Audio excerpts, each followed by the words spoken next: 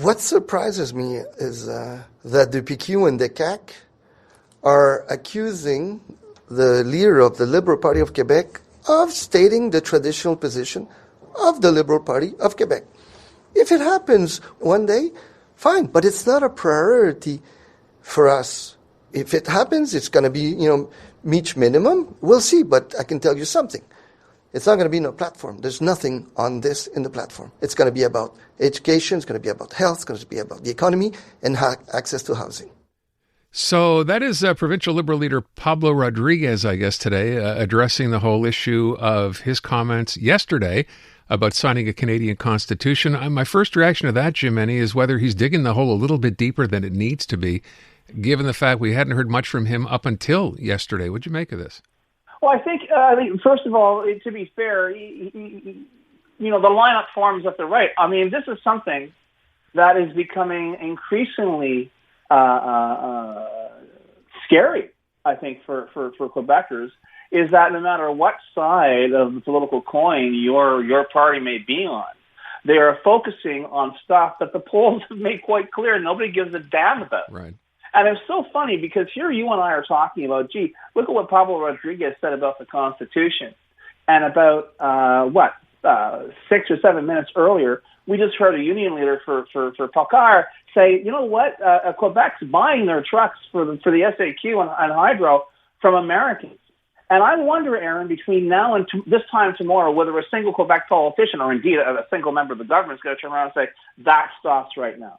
That we are going to enact this. We have this supermajority that we use to ram through legislation. When we want to make sure that we don't have Muslim women, in the Quebec civil service, we can act like lightning. I wonder how quickly they're going to act on this. But this is the thing. And even though we have another year to go before the next election, it's becoming increasingly apparent that it is easier for the parties to turn around and hide behind these, how can I put it, these headline-ready, clickbaity topics, whereas the real issues, and everyone knows that they're the real issues, even the politicians know that they're real issues, get put to one side like, oh, this is just the way things are. There's nothing we can do about that. Oh, by the way, and I beg the newsroom's pardon if you guys caught this. I didn't hear it, but before I was coming on, I just saw the bulletin come through that the doctors have rejected the last offer from the Legault government. So you can add that little layer of frosting onto your big crap cupcake, because let's face it, between that, the transit strikes, it seems like everything is spinning wildly out of control. But yeah, let's hear what you have to say about the theoretical Quebec Constitution. Like I say, if it wasn't so scary, it would be funny. Your point is well taken, Jim. Why isn't someone in the opposition banging their head on a desk saying, look around you, doctors, transit worker? I mean, it's just one after another after another. Because it's not, as I said, it's not a one-party scam. It's everyone understands it is easier to hide behind this garbage. It is easier to play to a clutch of, Quebecor columnists or commentators or so-called opinion makers than it is to actually address the concerns of the people who hired you. Yeah. And you know what?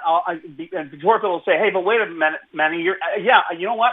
I'm in it up to my neck. I'm as guilty. My business is as guilty, and my outlet is as guilty as any other of just basically running along with this. And, oh, my goodness, did you hear what they said? It's in an independent Quebec, this, that, and then here in Confederation, we're having enough problems right now. Right now, you're talking to real people. There are 300 Quebecers who, for all I know, are all CAQ voters who lost their jobs.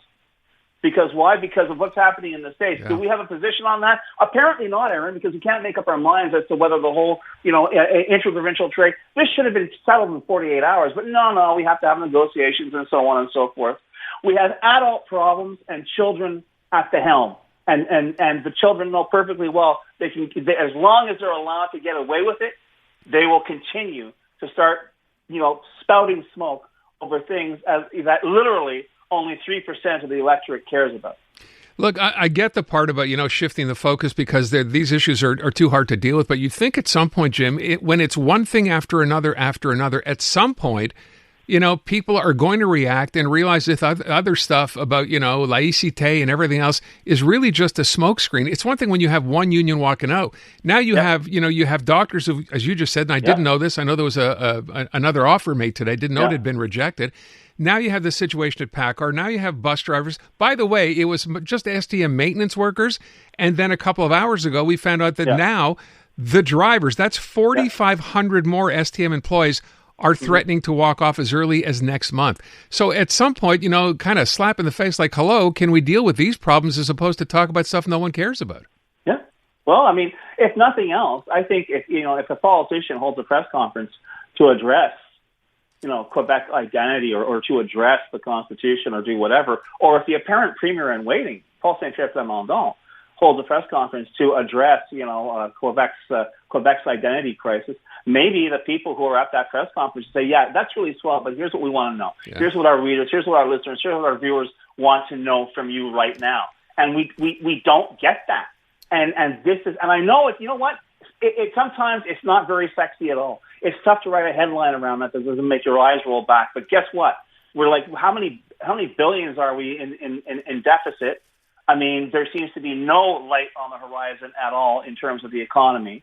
And now we're being judged on, where we stand on the as yet to be written, Constitution. And people are taking this so seriously. Well, people in the bubble are taking it seriously. And then we ask ourselves, well, gee, why do people not give a damn about politics? I mean, perhaps I've answered my own question even at the municipal level, Aaron, when I say, maybe we're waiting for someone.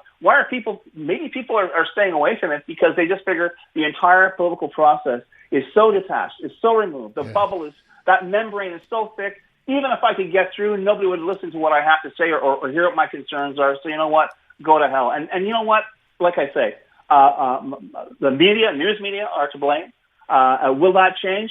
Depends. If all of a sudden we start getting more clicks, I guess, on different topics, yeah. But if not, we won't. And more is the pity because we are seeing the price we're paying for that right here and right now. It's just, and there's a great deal at stake. If nothing else, it's going to be crazy to see what comes down in this federal budget that Mark Carney has finally been, buttonholed into tabling.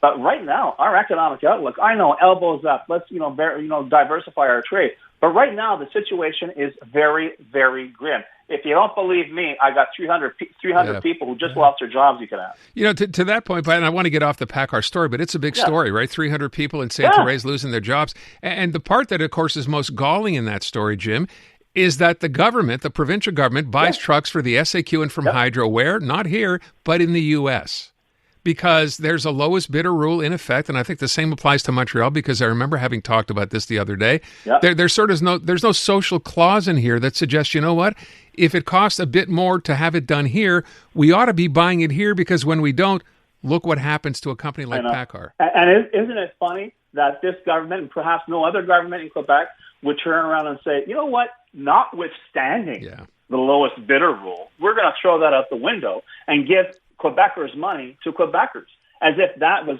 a really difficult concept to wrap your head around. Pretty embarrassing. Look, I want to get to the poll. I know you have a note here on this. So the poll, this is a Sum poll that just came out.